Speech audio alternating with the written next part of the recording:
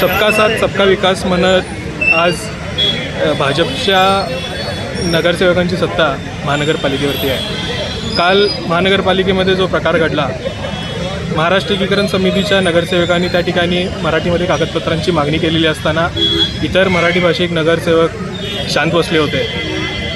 ज्या वेळेला सबका साथ सबका विकास असं भाजप घोषणा देत आहे, त्यावेळेला इथल्या मराठी भाषिकांच्या विकासांचा त्यांना विसर पडतो।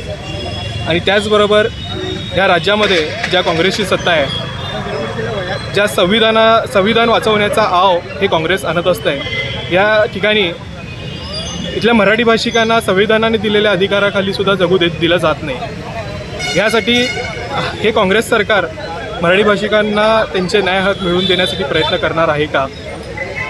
दरवेळेला इथल्या स्थानिक मराठी भाषिकांनीच इथल्या मराठीच्या मुद्द्यावरती आवाज उठवावं आणि इतर पक्षातील मराठी भाषिकांनी शांत राहावं, हे कुठंतरी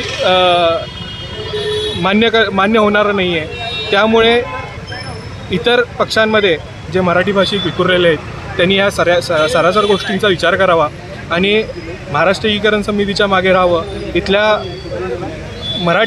मराठीची जपणूक इथल्या महाराष्ट्र एकीकरण समितीनेच केलेली आहे। त्यामुळे पुन्हा एकदा मराठी भाषिक आणि महाराष्ट्र एकीकरण समितीच्या मागे राहून समितीची ताकद वाढवण्याची गरज आहे।